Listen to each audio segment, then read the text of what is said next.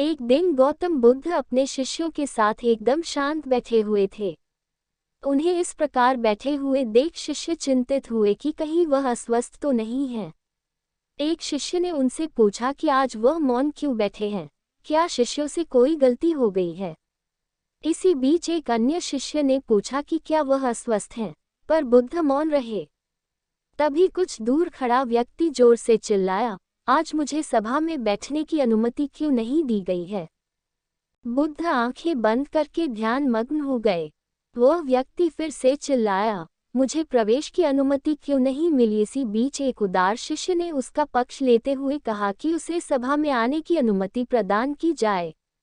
बुद्ध ने आंखें खोली और बोले, नहीं, वह झूठ है, उसे आज्ञा नहीं दी जा सकती। ये सुनकर शिष्यों को बड़ा आश्चर्य हुआ। बुद्ध उनके मन का भाव समझ गए और बोले, हाँ, वह अछूत है।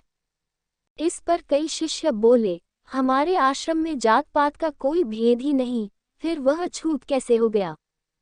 तब बुद्ध ने समझाया, आज वह क्रोधित होकर आया है। क्रोध से जीवन की एकाग्रता भंग होती है।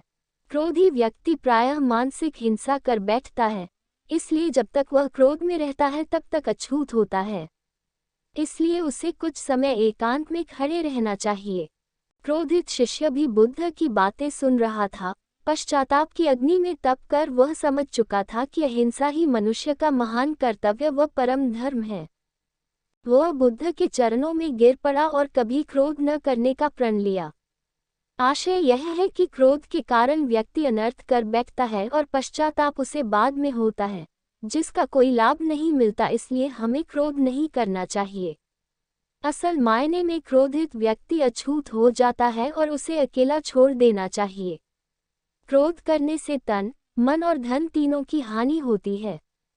क्रोध से ज्यादा हानिकारक कोई और वस्तु नहीं है।